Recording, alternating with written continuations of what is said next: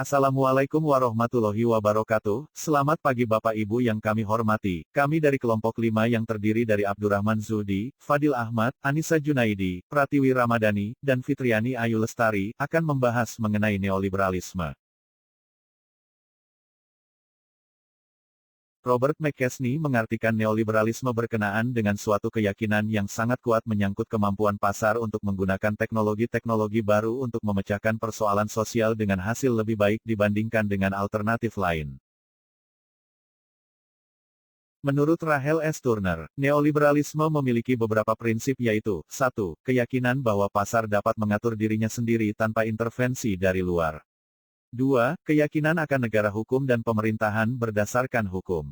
3. Keyakinan untuk memperjuangkan kekuasaan negara secara minimal dalam melakukan intervensi.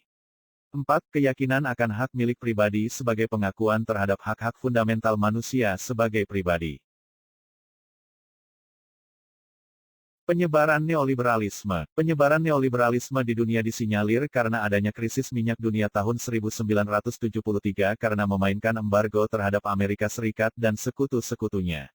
Dan juga melipat gandakan harga minyak dunia. Sehingga menciptakan elit politik negara-negara sekutu Amerika Serikat berselisih akibat angka pertumbuhan ekonomi, beban usaha, dan biaya sosial untuk memenuhi standar pelayanan dari negara untuk masyarakat. Neoliberalisme pertama kali muncul di Indonesia pada saat masa krisis moneter melanda pada tahun 1997. Neoliberalisme dianggap sebagai saran terbaik untuk memulihkan perekonomian di Indonesia. Atas saran IMF dengan syarat, Indonesia harus melaksanakan paket kebijakan konsensus Washington seperti disiplin anggaran pemerintahan, pengarahan pengeluaran pemerintah, reformasi pajak, tingkat bunga harus dijaga positif, nilai tukar yang kompetitif, liberalisasi pasar, privatisasi BUMN, mendorong pasar agar lebih kompetitif, dan keamanan legal bagi hak kepemilikan.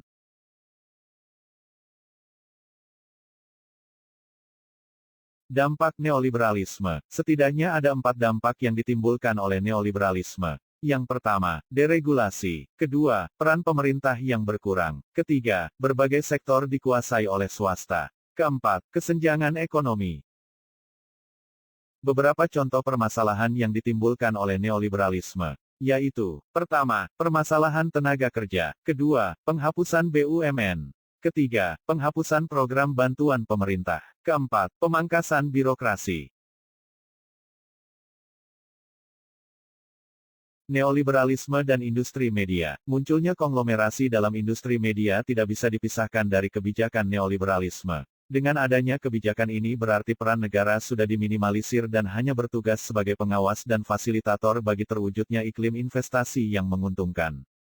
Negara dituntut untuk melakukan sejumlah deregulasi dalam kepemilikan media yang memudahkan para pemilik media dengan modal besar melakukan merger dan akuisisi. Sebagai akibatnya, media akan dikelola menurut cara pandang perusahaan yang menempatkan output media sebagai produk yang mempunyai nilai ekonomi, dan tidak lagi mengedepankan fungsi media yang seharusnya. Sekian video presentasi dari kami. Mohon maaf jika ada kesalahan. Terima kasih. Wassalamualaikum warahmatullahi wabarakatuh.